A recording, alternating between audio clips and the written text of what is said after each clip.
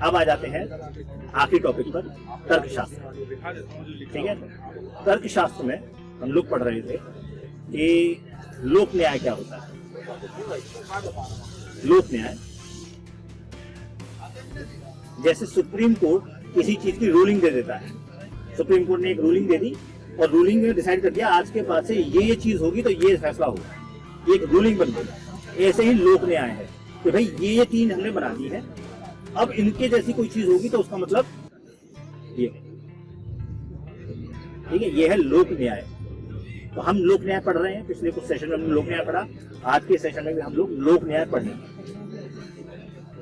पहला है केदारी कुल्य न्याय। केदारी कुल्य न्याय, केदारी कुल्य न्याय का मतलब क्या है? जैसे कोई खेत है, उस खेत के बगल से कोई नहर जा रही है, तो खेत का जो हिस्सा नहर के पास में होगा उसको पानी पहले मिलेगा, और जो जितना दूर होगा उसको पानी लेट मिलेगा।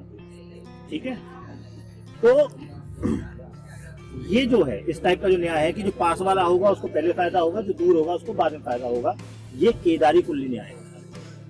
ठीक है, ये तो हो गया न्याय शास्त्रीय बात। पर ये यूज कहाँ हुआ? ये यूज हुआ आयुर्वेद। आयुर्वेद शरीर में जो खाने के बाद रस बनते हैं, वो रस शरीर के अलग अलग धातुएं ग्रहण करते हैं। ठीक है, तो जो धातु, ठीक है, जैसे पहली धातु बनेगी वो शरीर को पहले मिलेगी, जो बाद में बनेगी वो बाद में। तो हमारे अंदर शरीर में कितनी धातुएं होती हैं?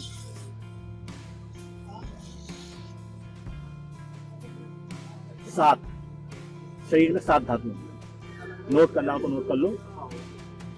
रस, मांस, मज्जा, अस्थि, मेद, रक्त और आखिरी शुक्र। ये 7 धातुएं शरीर में होती हैं। ठीक है, जो हम खाना खाते हैं उस खाने से ये 7 धातुएं शरीर में बनती हैं।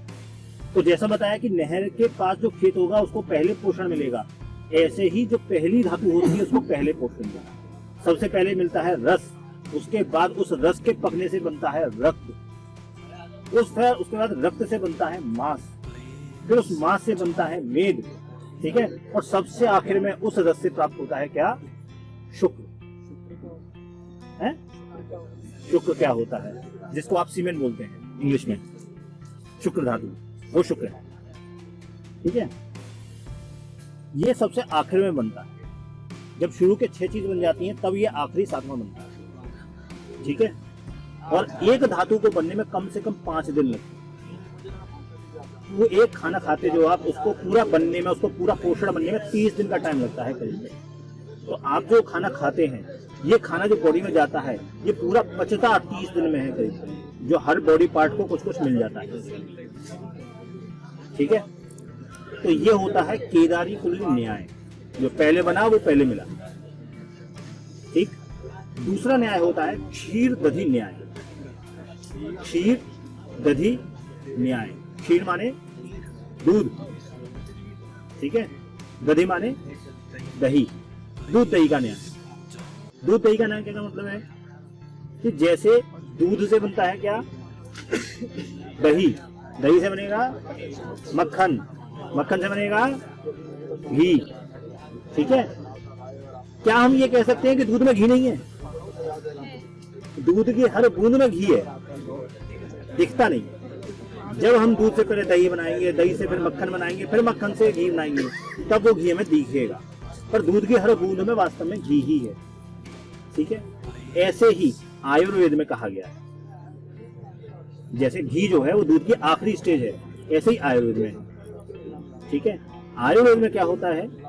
तो ऐसे ही जैसे दूध की हर बूंद में घी रहता है, ठीक है, ऐसे ही शुक्र जो होता है, जो सबसे आखिर में बनता है, वो भी रस की हर बूंद में विद्यमान होता है। बनता भले ही सबसे आखिर में, रहता हर बूंद। ठीक है,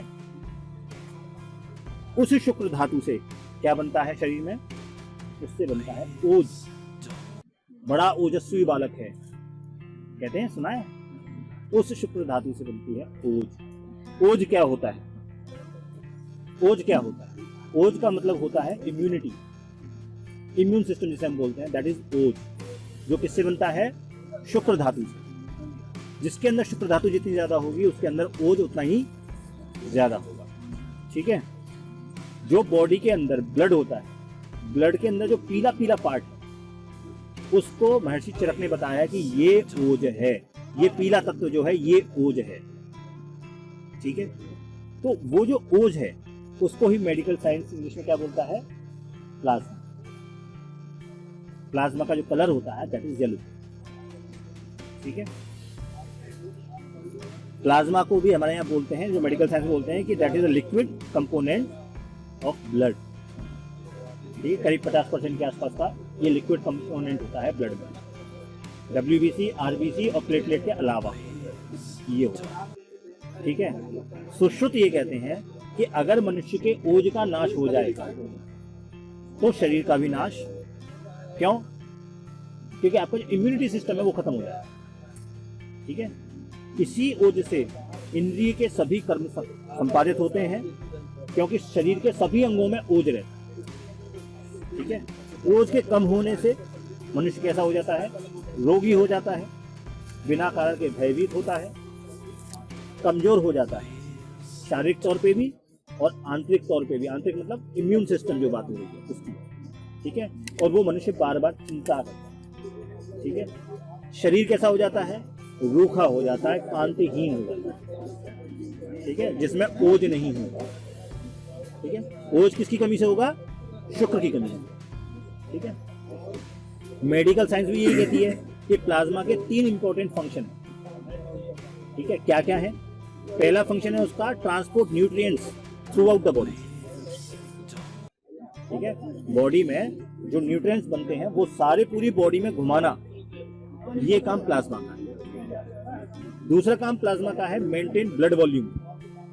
ठीक है। मेंटेन ब्लड वॉल्यूम मतलब मैंने बताया था कि 60 to 70% ब्लड में क्या होता है? प्लाज्मा। तीसरा काम है इसका, हाँ ये दूसरा ही चल रहा है। Plasma is nothing but what? Proteins. और इसमें जो मेन प्रोटीन होता है दैट इज एल्बुमिन। एल्बुमिन। ठीक है।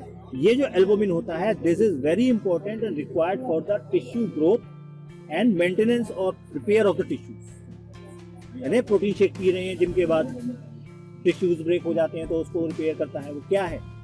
प्लाज्मा करता है। ठीक है। तीसरा है बैलेंस द इलेक्ट्रोलाइट्स।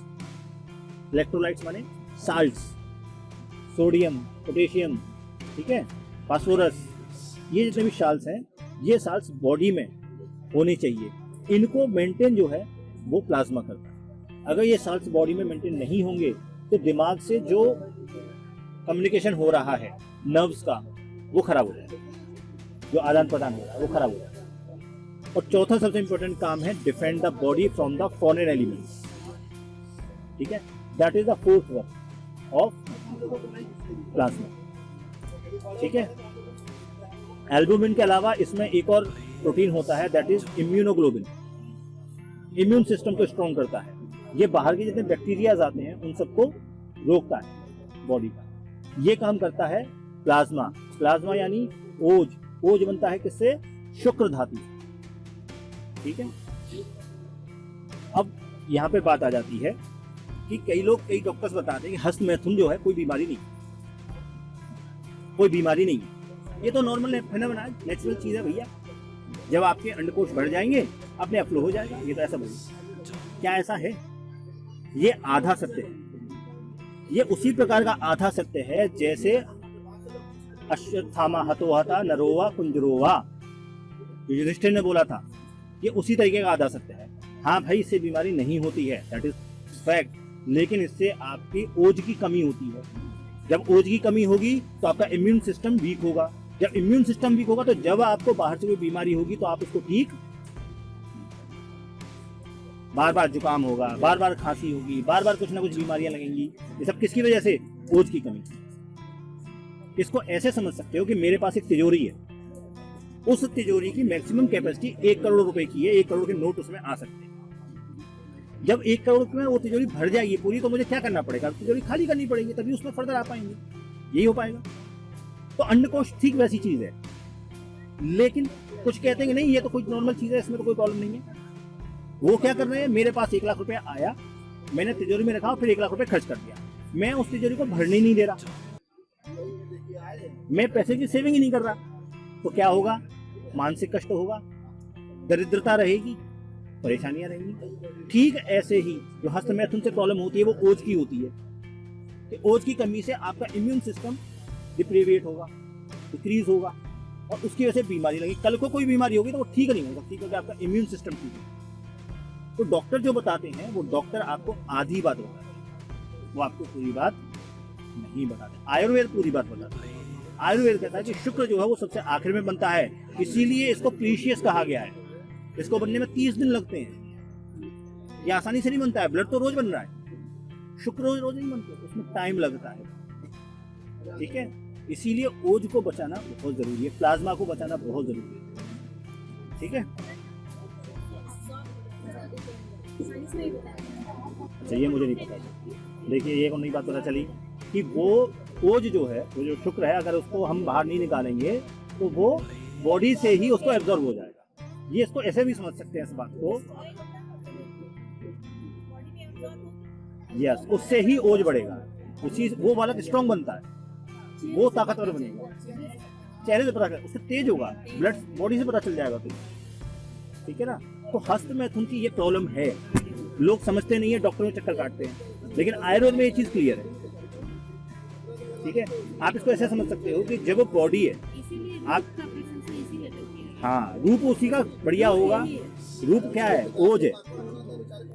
ठीक है, आदमी भूखा रहे 6 दिन, आपने देखा होगा लोग व्रत करते हैं 4-4, 5-5 दिन, क्या होता है?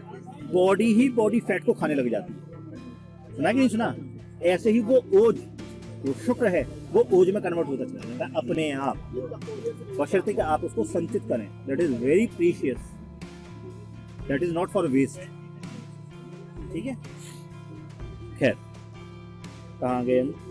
नेक्स्ट न्याय है खलेक पोत न्याय। खलेक पोत न्याय। ठीक है, जैसे किसी खेत में कबूतर आते हैं, दाना चुगते हैं, चले जाते, खलेक पोत न्याय। ठीक है, आप खलेक कपूत कह सकते हो, कपूत माने कबूतर, खलेक कपूत न्याय।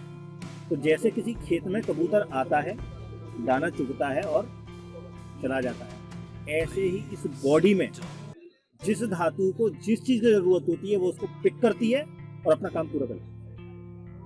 दैट इज खले कपूत न्याय। ठीक है, कैसे? जैसे जो बोन्स होती हैं, बॉडी में जो बोन्स होती हैं, उनको एमिनो एसिड चाहिए होता है, उनको मिनरल्स चाहिए होते हैं, जैसे फॉस्फोरस चाहिए होता है, कैल्शियम चाहिए होता है। तो जो रस बनता है उसमें से वो कैल्शियम फॉस्फोरस निकाल लेती हैं और अपने आप लेके चली जाती है, बाकी चीज़ों को नहीं छेड़ती वो। ठीक है, ऐसे ही ब्लड है, ब्लड को आयरन चाहिए रेड ब्लड सेल्स के लिए, तो ब्लड में से आयरन निकालती हैं, रस में से और ये खले कपूत न्याय है। ठीक है, पक्षी आया, अपने मतलब की चीज निकाली और चला।